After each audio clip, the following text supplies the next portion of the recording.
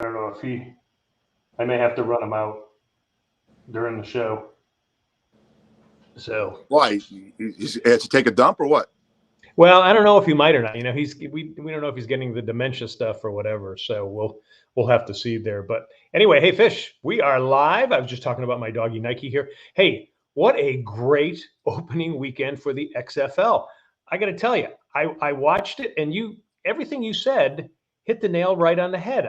It was decent football. There were some names of guys from college that were decent college players. Some head coaches that were big NFL names were there too. I thought it was actually a really good opening weekend for them. Absolutely. I love. Well, me. I watched every game, and it was nice. The Rock and his ex-wife Danny Garcia owned the league, and the energy that guy exudes is worth watching. And he always said it's about the 54th guy. There's 53 guys on an NFL roster. I recognize a lot of names, but I watched the Vegas Vipers started out the weekend against the Arlington. I think the Roughnecks. I forgot what their name was. But great game. Came down to the final play for a two. They have a 1, a 2, and a 3-point play. There's the bottom line. These teams have only practiced for maybe 3 or 4 weeks. So you saw the offensive lines are behind the rest of the skill positions and as far as the rooms.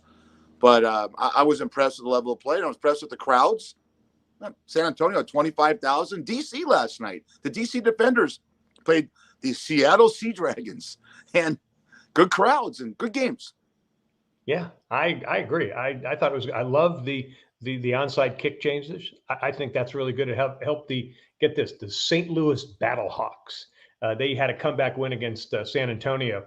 After they scored, they get the ball back on the 25-yard line, and it's a 4th and 15 conversion. AJ McCarron, former Alabama quarterback, threw for one play and then scored, and they actually won the game. I think that's actually a cool rule. I think it's something the NFL might need to look at. What do you think? The kickoff rule too is great. It allows for less head injuries. Exactly. The 4th and 15 is a phenomenal rule. By the way, you hit a guy named Austin Prohl, who is Ricky Prohl's son. Ricky Prohl's a wide receivers coach. There's a nice father-son moment there. Ricky Prohl had a touchdown. He was a big part of that 1999 Ram team, the greatest show on turf. So there's a lot of great stories. Wade Phillips, Rod Woodson, Heinz Ward, Anthony Beck. A lot of these coaches, like you said, are NFL names. And you're going to see the level of play get better as these guys get more immersed in their practices. And again, I mean, I'm watching Josh Gordon make great plays for Seattle.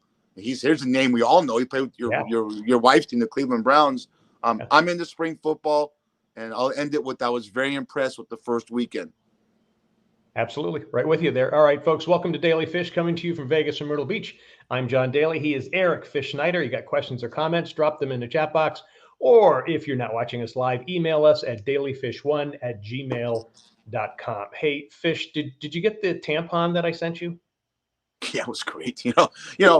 We don't do a woke culture thing here, and I'm so down on that we can't tell jokes at a bar anymore that might offend somebody. Tiger Woods was it Justin Thomas?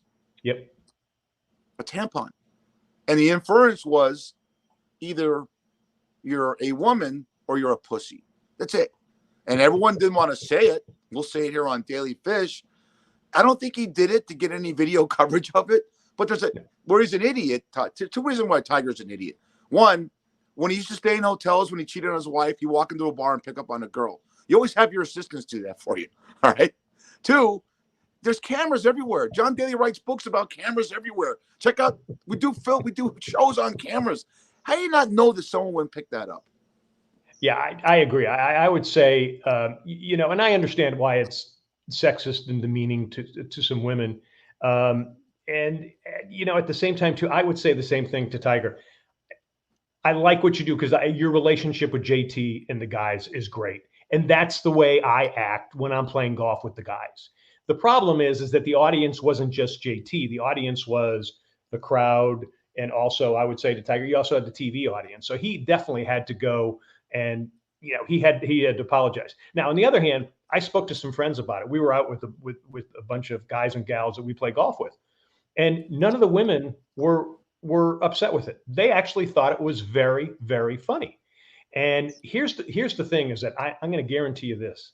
My wife, Terry, at some point is going to do that to me because she hits the ball a long way. And there are times where she will outdrive me. And the usual joke is, oh, you Ronstadted me. Well, I think she's going to change that. I think she's going to throw a tampon at me at some point. That's what I'm predicting. I'm going to segue into defending Daily Fish and what we did last week. So I got a lot of negative comments, and I've got a lot of positive comments, and people asking me where to get this product. We did real quick. We did a swag last week with one of the Kardashian girls who was promoting a vagina gummy. All right. And I just want to say that if we think that's something good, if it promotes health in anyone, first of all, if you're 16 watching this show, you're 70 or 80. If you have sex, it's a great thing. It's comforting. If you love someone, it's a great form of love. It's fun. It's experimental. And if you're doing it to improve your health, if there's nothing worse than smells, boogers, or anything when you're having your first thing of sex or second thing of sex, if you're doing something to promote it, it's not funny. If you're doing something to promote an experience that's supposed to be fun and exhilarating, why not? Okay. And some women, it's not their fault. They have a problem. And if there's a product out there that could help it, I mean, I'll tell you this, and I'll end it on this, and you'll agree, because John, you're a victim of this. If you have erectile dysfunction, ED, there's commercials everywhere about it for Hims products and this, and you go in your car, turn on Sirius radios. If you have male erectile dysfunction injuries, there's clinics for it. If there's things that help men do it, why can't something be out there to help women do it? And why is that abrasive when we talk about it? So if you're pissed off at me, go F yourself. I'm trying to help women smell better and taste better. And guess what? A lot of people have reached out to me and said, Fish, where can we get this product? And give the Kardashians credit. You can hate them as much as you want, but they're brilliant in marketing themselves and their clothing line and their cosmetics line. And now they have a gummy. I just wonder this, John, because, you're kind of conservative. Why don't you try the vagina gummy so next time when she throws you a tampon, you might shove it up the other side of your body? I love it. Yeah, I agree with you. And it's also, it's about women's health too. So Right. I agree with you 100% there. So Fish, let me ask you this. Who is Tyson Fury? Do you know who Tyson Fury is? It's funny. I thought it was a Marvel comic guy. It's a new Ant-Man. Tyson Fury's leading the Aquaman guys against the evil invaders from Mars. Tyson Fury is the heavyweight champion of the world. But I know where you're going with this because boxing is something that was very dear to you and I when we were younger, and we knew we knew the heavyweight champ was Muhammad Ali. We knew the welterweight champion was Sugar Ray Leonard. We knew the Alexis Seguela was a lightweight champion. We knew all the champions in all the classes, but lead us into this, man. It's a lot. That's a loss. That's a lot. It's almost like the lost world of Atlantis, the world of boxing. It really has. And, if you think about it, I mean, I still had to go look up Tyson Fury to make sure it was him who was the number one. And, and obviously there's, when we were kids, you're right. We knew all that stuff.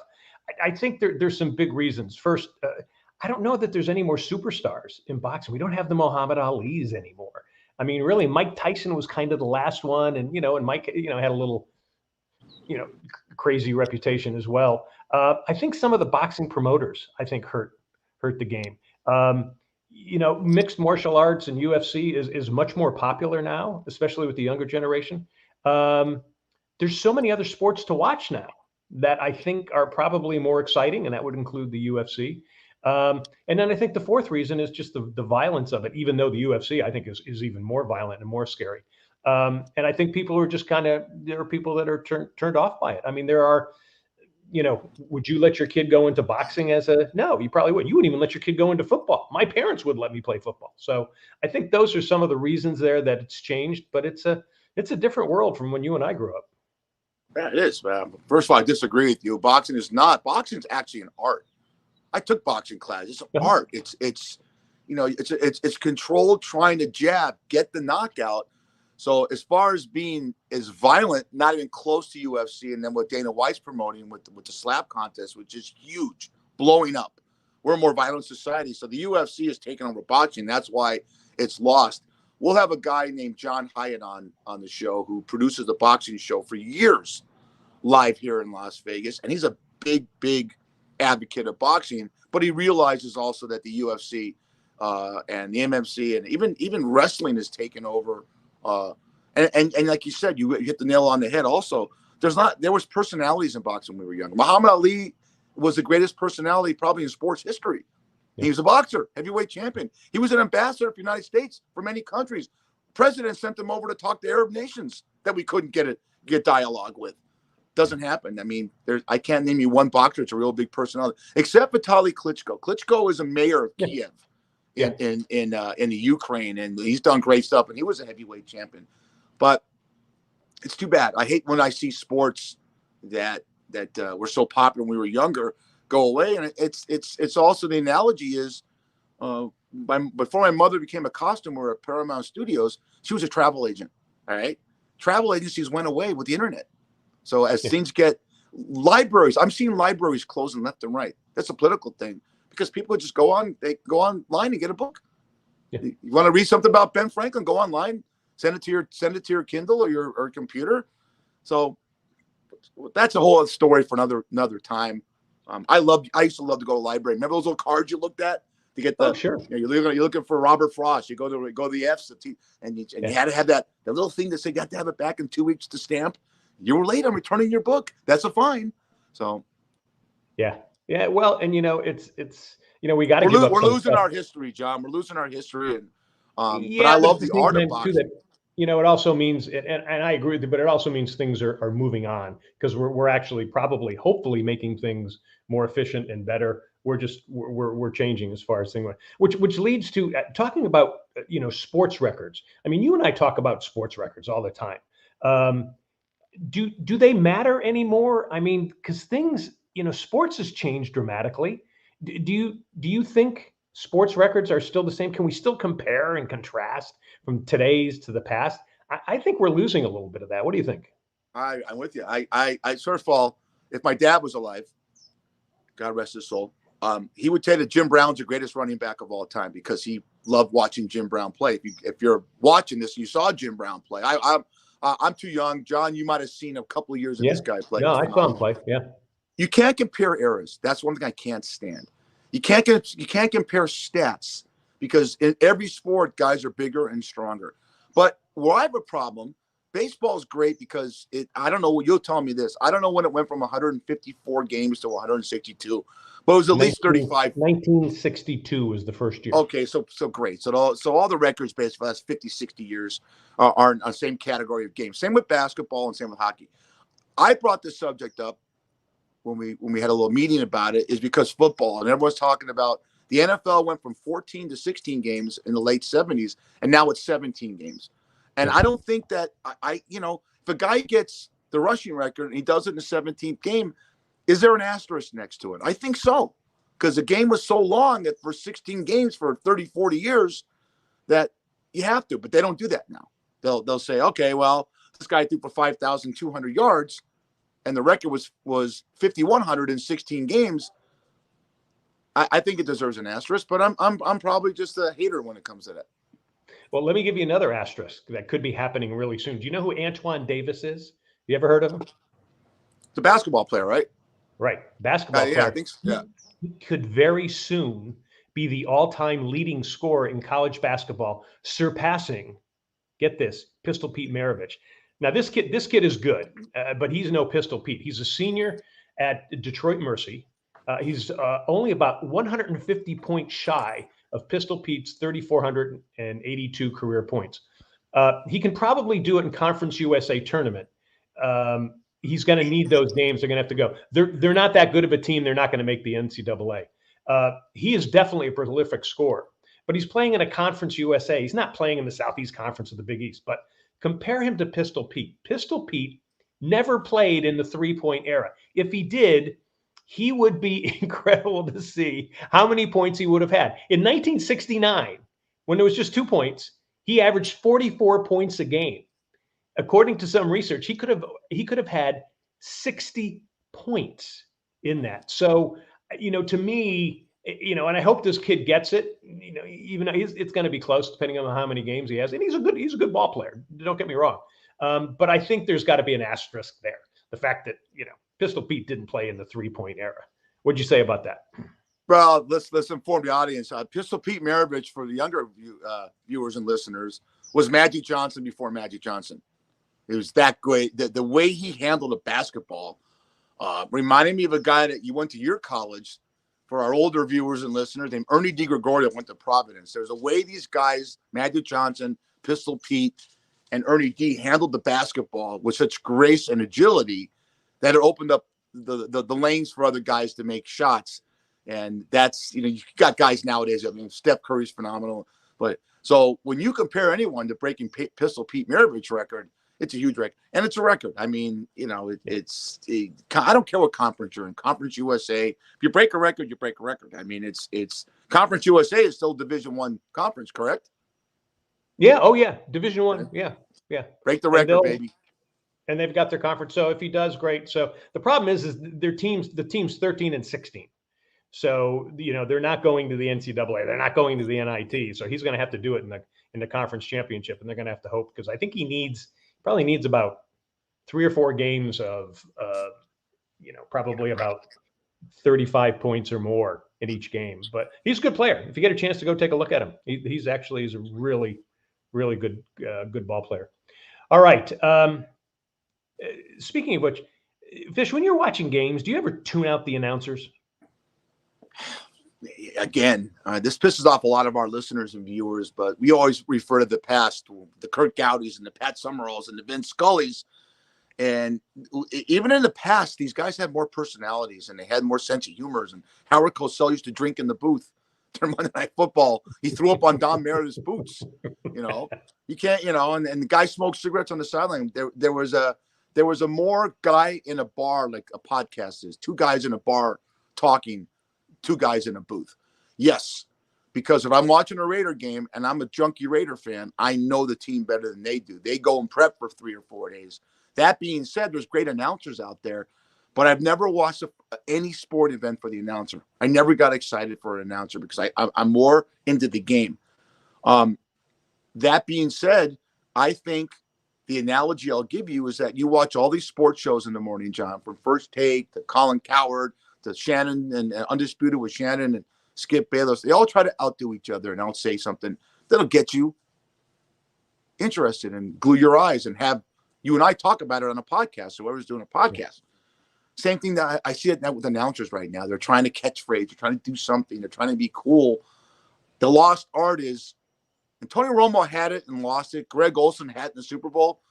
Explain it. Give me some insight into play you think it's going to happen.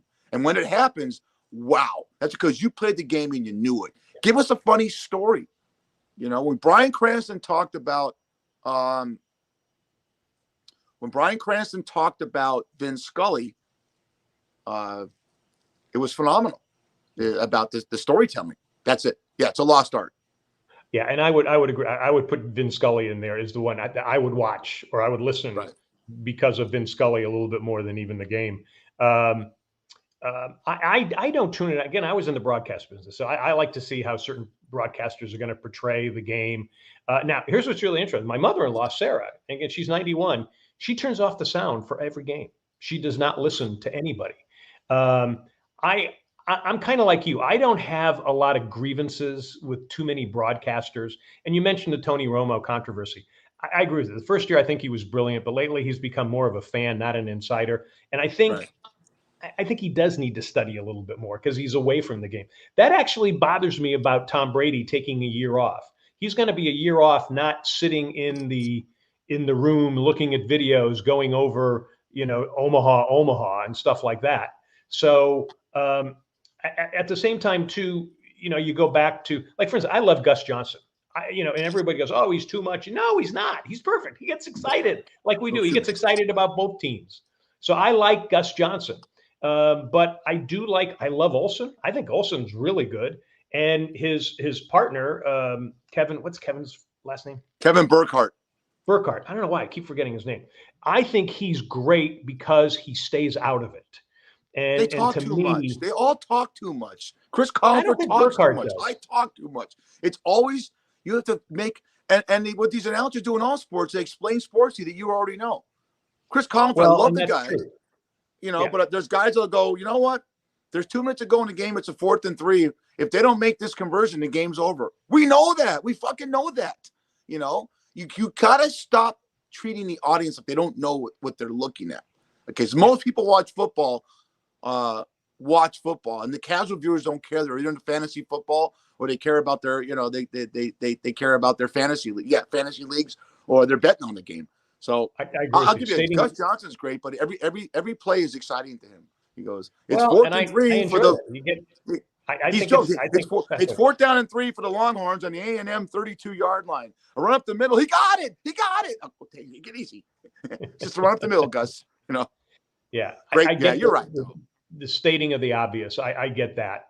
And then the other thing too is you got to remember the majority of fans now are really educated on a lot of the games. So it's kind of like, tell me something new. Tell me something new. So you're right. Give me something new. Give me a story I haven't heard before. Yeah. So I agree with you on that. Okay. All right. Now it's time for the famous fish memes. Okay. What are we gaping at this week, Fish? It's a spider came up the water spout. Out came the gun and wiped the fucker out. That's what we're teaching our kids now. The gun come out of it. That's the new culture, kids. Okay.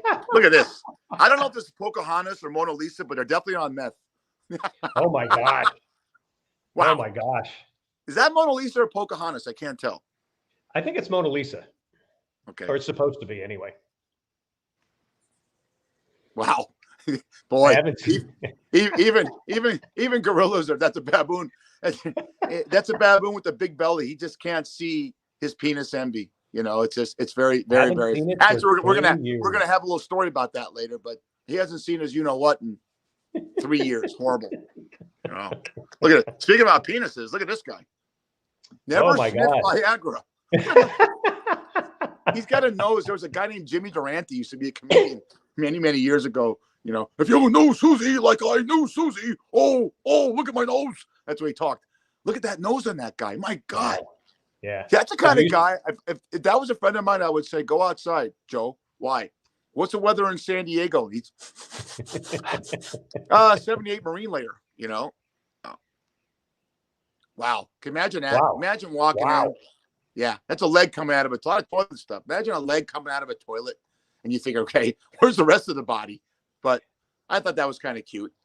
Look at this guy. This guy's like David Crosby, rest in peace. But if you're walking along the beach in San Diego or Myrtle Beach or any beach you want to go to in any country, what if you came across that?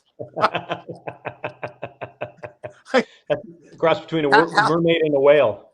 How did good. How'd they let him out, No. Now, there's always someone for everybody. I love with the woke culture that they want to make everyone feel good. And if you and I were drunk in the 80s, we might have slept with someone like this. But now there's a Barbie doll that looks like that. Wow. Is it really? I guess so. They need to be, look, why does everyone have to be good looking like you, John? There's people that look like that. She's attractive. Yes, I would have made that doll without the double chin. But you know what? There's someone for everyone. Maybe she could date that guy. Who knows? There you go. There's a little action right there. What's this one right here? Meanwhile, in a Walmart. That wasn't staged. That's actually true. I found out. The guy's just laying there with his head down. Are you kidding me? Yikes. Wow. Oh, my gosh. And wait, I got one more. Don't worry, ladies. Toilet paper problem has been solved.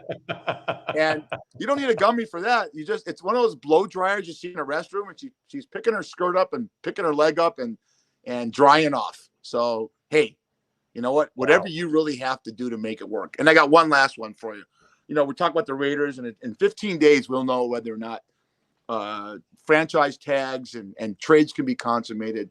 You heard that Aaron Rodgers went into a chamber that is all completely dark, right? Yep. Well, he's watching a show right now.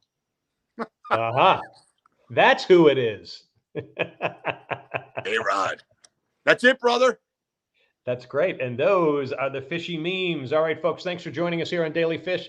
We talk sports, entertainment, politics, and everything in between, just like you do. No woke, no extreme, no social justice cops here. You got a problem with us? Don't worry about it. Send comments or questions to this email, dailyfish1, the number 1 at gmail.com. And don't forget, on Saturdays, we have the Daily Fish Hardlines with John Hardison from the Cost of Winning podcast.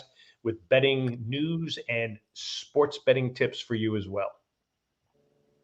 All right, now it is time for Schmuck Swag and the drink of the week. Fish, first, who is our schmuck this week? I have to read it. My memories. I got to read this because you sent me this, and I said this is great.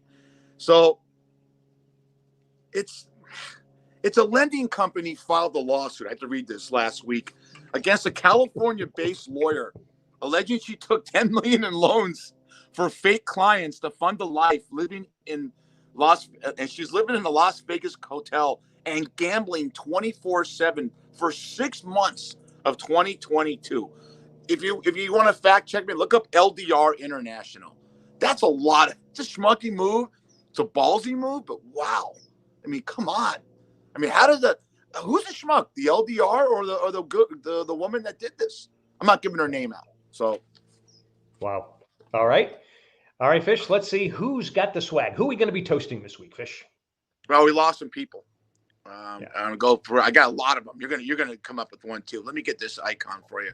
Yeah. Thank you to this lady right here. That's Raquel Welch. All right, I got a better shot of her. This is Now I grew up with Raquel Welch because that's what she looked like when I was 13 years old. All right, and I want to thank her because there's a muscle we all have in the middle of our body, and when you're 13, you wonder why. Wow, and you start playing with it. This is one of the most elegant women ambassadors, actresses, models, and she passed away last week at the age of 82. But one of the greater sex symbols in the history of America. Would you agree? Oh, absolutely. I mean, every kid, who was born by 1950 had a poster of her. And I don't know if there's another poster, unlike the other picture, that they had on their bedroom wall. Absolutely. Oh my God. Well, you remember the outfit she wore in 1 Million Years BC, a famous movie? That was 1971. It was eye-dropping how cutting edge it was for 1971. You could almost see through the loincloth and see, where the gummy goes. Anyways, so we're gonna do a couple of, you go one, I'll go. We got 4 swags. We're gonna end with Michael Jordan, but I'm gonna bring up a guy, and then you bring up the one that you want to bring up. One of the guys that I really respected as an announcer, that I did listen to, was Tim McCarver.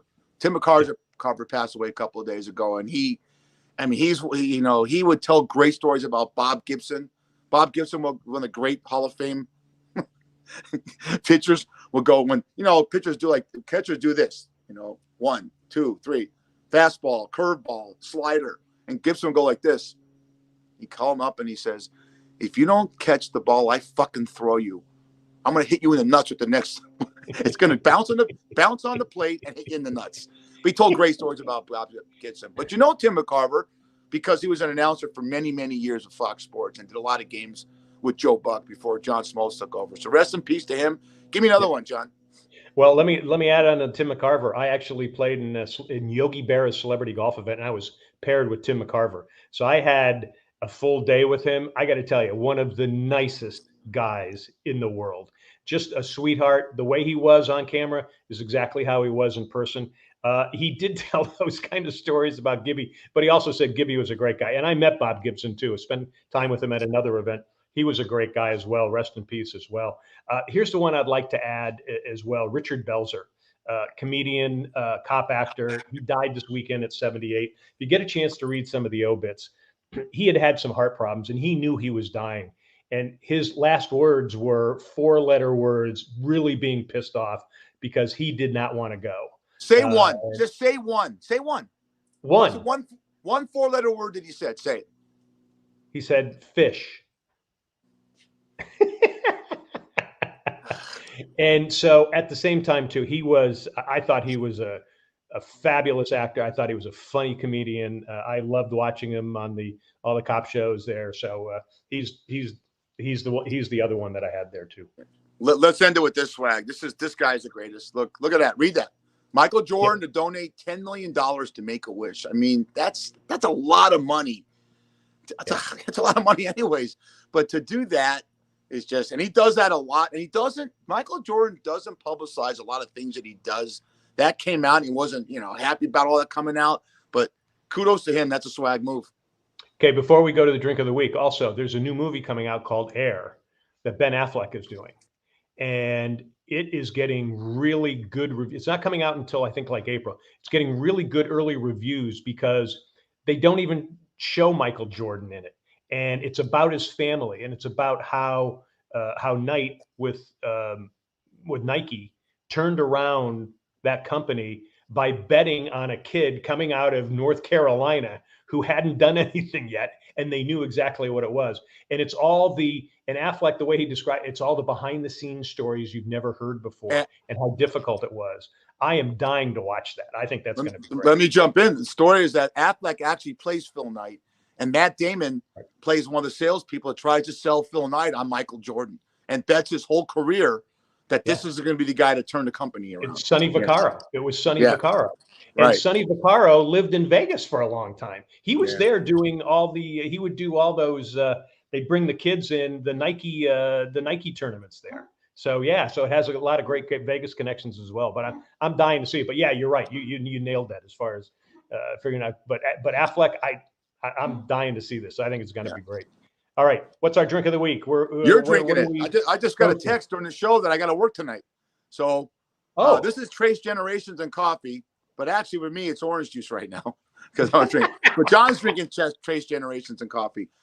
Trace Generations, we have it at Chuck's Tavern. We have it in the Plata. We have it in the Anejo and the Reposado.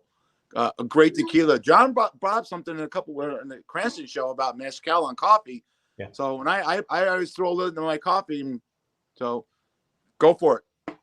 Okay, here we go. And cheers. And to our to everyone. To all the people.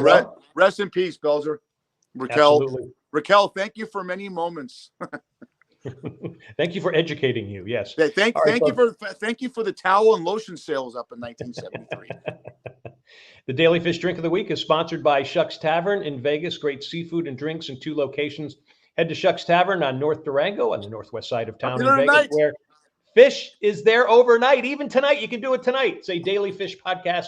You get a free drink. Do it the next day, a free appetizer.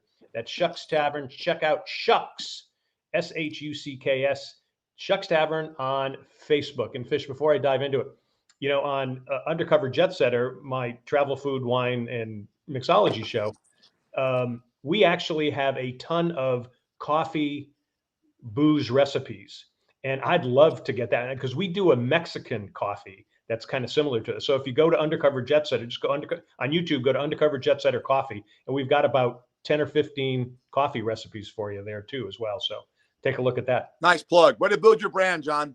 That's the way to do it. Again, way to build your brand, John. Don't worry about this show. What about other shows that you do? Good.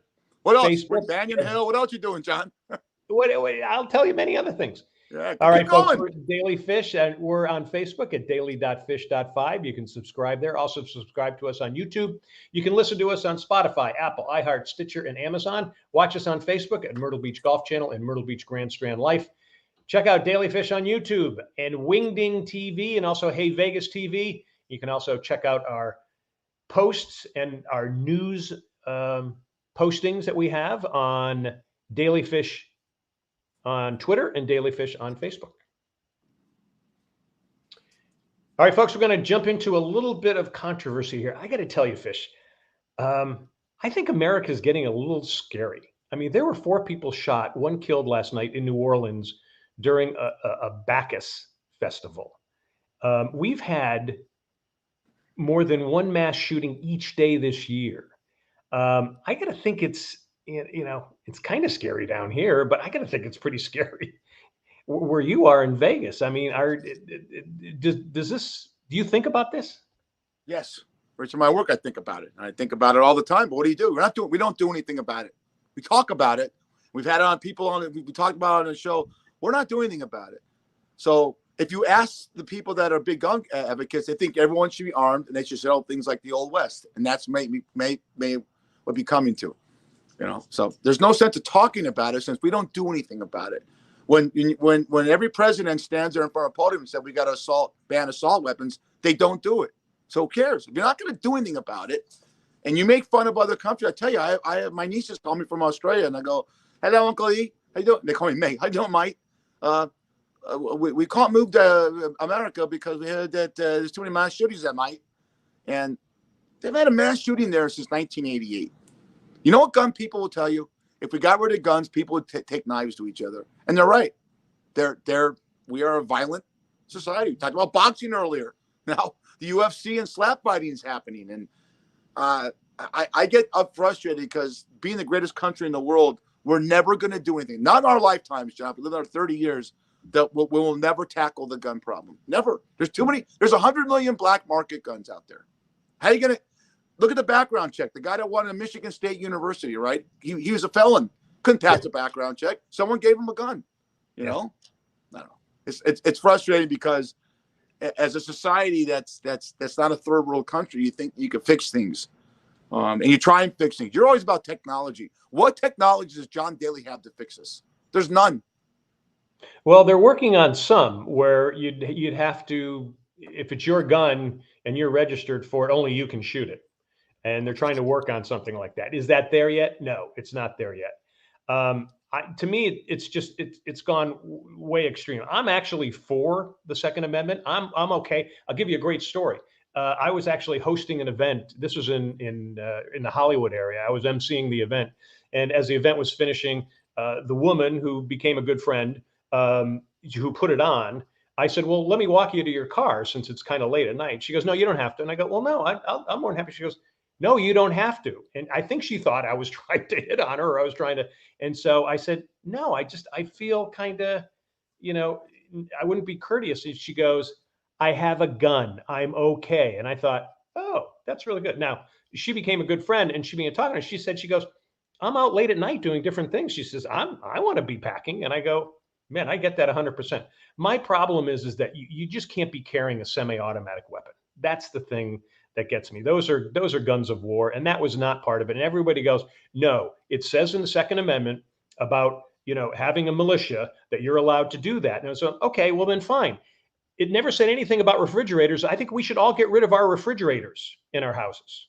So get rid of our refrigerators. They never said anything about refrigerators. Why do we have refrigerators? So to me, it doesn't make sense at all. So I agree with you. I think there needs to be something done, but I'm not saying wipe out guns or take everybody's gun from them. I'm not saying that. No. You can't take away the Second Amendment. I'll cut you off on that one, like I always do. But we don't do anything about it, so why talk about it? It's unfortunately, and it's scary. And I think about it. It's just the way our lives are. And let me ask you, John, do you walk around sometimes and wonder why humans still walk the planet, or how? I know where you're going with that. No, because I do think the majority of people in the world are trying to be beneficiary for everybody. I do too. Yeah, but I still think, look at climate change. People are thinking that's going to end the world at some point. And nothing will end the world. The world, the sun's got over 1 billion years left. When the sun burns out, that ends the world. We could take each other out, but there'll still be animals or whatever the world looks like. If there was a god, some kind of apocalypse, and all humans were off the planet, then you're still going to see the it's going to regenerate. It's going to be what's it called? What's the word I'm looking for? I'm freezing my balls off. Pandemic? Reincarnation. The reincarnation of the world. That's never going to happen. Could we take ourselves out? I don't know, Debbie down here like you are. Yes. But I don't. Even there's an ice age. Some people will survive of all these things that happen, and there'll be a new world. At some point, yeah. Hopefully, they'll be watching and listening to Daily Fish. All right. Hey, do you find yourself more cordial or less cordial around people? I'm more cordial. I'm a bartender, but I've learned some tips. I learned years ago, what disingenuous is. You'll never hear me say to a customer, "How are you?" Because about 20 years ago, I said, "Hey, how are you?" And you don't really give a shit when you say that. It's a hello. And the guy goes, "I'm doing shit." You really want to know? I'm doing and I had to listen to this guy tell me why he was doing shit. And he had problems with his wife and his mother, all kinds of shit like that. So whenever I see a customer, I say, "Welcome." Am I more cordial? Yes. I like to walk ladies out to their car late night. That shocks. But that's the way I was raised. That's the way I was raised. I'm going with this. Our younger kids were raised like that. I like to open the car door for my wife still. I mean, as much as I talk about dicks and pussies and this and that, I have civility. And I wonder if the younger generation is being raised that way, that you just be nice to someone. Be nice. Just be nice, and if they're not nice to you, still be nice. So at least at the end of the day, you could say, well, I tried. Yeah, I'm nice to everybody, thinking they might have a gun, so I don't want them dissing at me. So I'm always nice to everybody. So, hey, another question. You mentioned this earlier. If you have money, are you obligated to give to the needy? Explain that, because you brought that up. Are there circumstances, and what exactly do you mean? I don't know if people, we tend to have a caste system in life, especially in America, that we deify our athletes and our actors and our actresses, and we make them and the celebrities that they're better because they entertain us and they make a ton of money. Do I think they're obligated? They could do what they want, but I don't know if it was me and I had all that kind of money, and one day hopefully I do. Got to give back. I just think it's human nature to give back. If you're a multimillionaire, you're going down the street in your limousine and you live in Malibu and you see some homeless people, how do you look at yourself in the mirror and say, I'm lucky? Even though I'm talented, I'm a lucky one. LeBron James gives back like no other person, but he realizes that at 13 years old, he had a talent. And someone gave him money at 13 and said, this guy could put a basketball in a hoop. And he took that and went off to production companies and just a phenomenal career in the NBA and also in entertainment. Same thing with actors and actresses to make $25 million in film. I just have to think through human nature. You talk about the good in people, so the gun thing and apocalypse like that. I think the good in people says that, you know what, I have money. Well, I hate cliches, but they can't take it with them. I don't know. What do you think? I actually think a lot of them do give back. I mean, a lot of the guys I know, who are big time celebrities, played in a lot of celebrity golf events with me. So a lot of them gave up their time to do that, and a lot of them also donated at the same time too.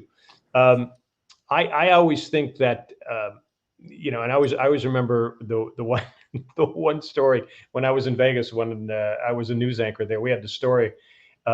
And about this guy who was panhandling on the street corner in Vegas there. And Glenn Meek, our investigative reporter, who we got to get on the show sometime, he followed this guy after he was finished panhandling. The guy walked a few blocks and he got into his nice Cadillac and drove away.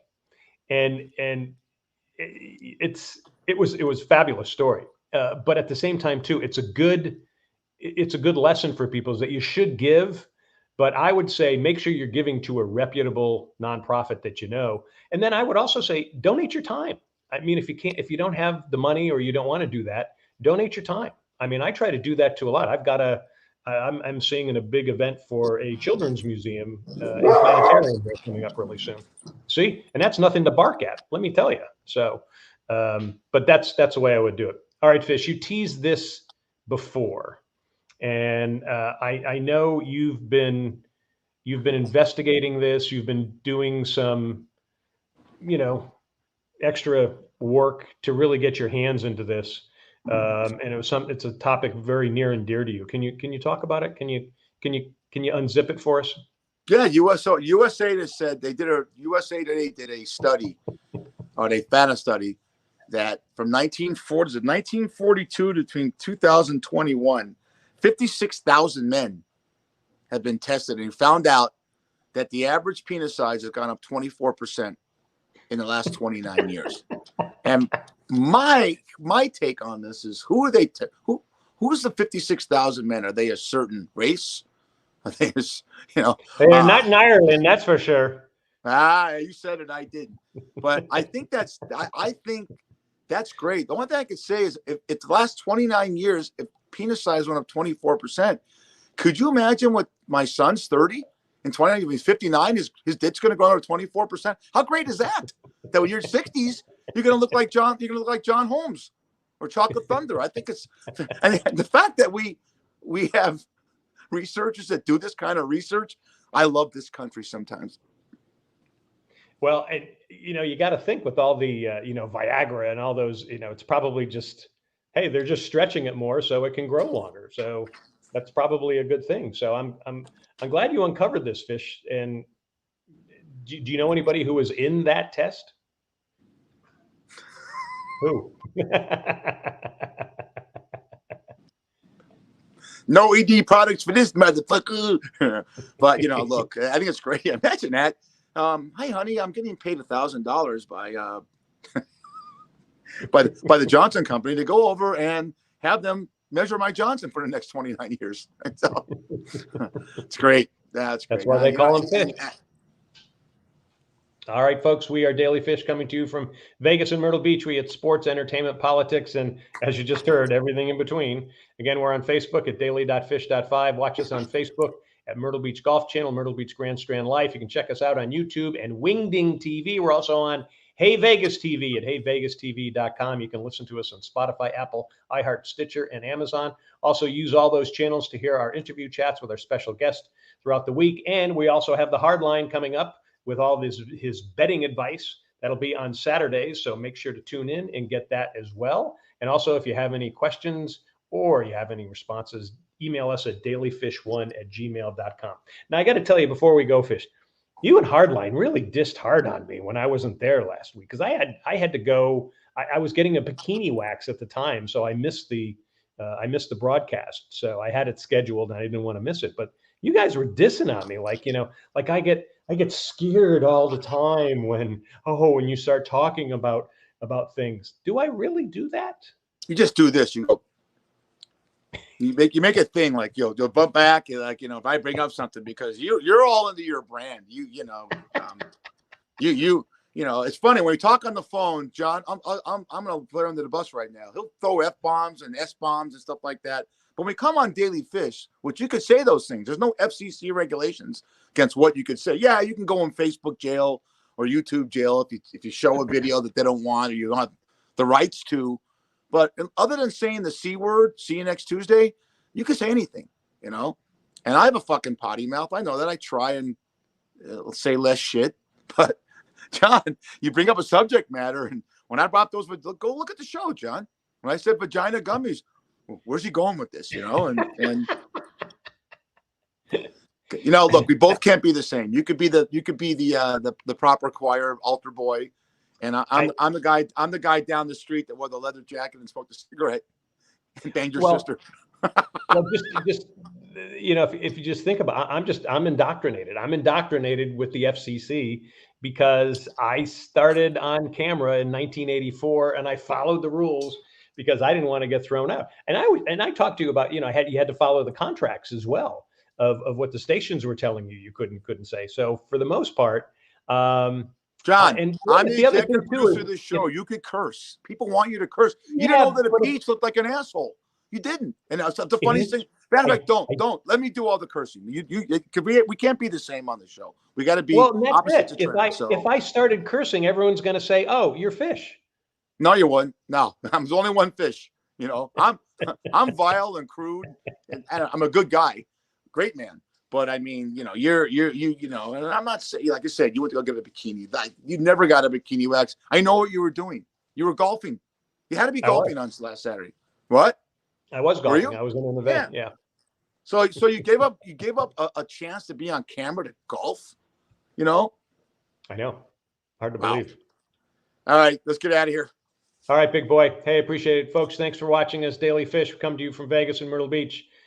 We'll see you definitely on Saturday with the Daily Fish Hardlines, and then we'll be back here next Monday. Check out Daily Fish on Twitter and Daily Fish on YouTube as well as Facebook. You'll see all the different things that we're posting, and you'll actually see some goofy stuff and even portions of this show. And Nikki Minks, thanks for watching here and being on with us. So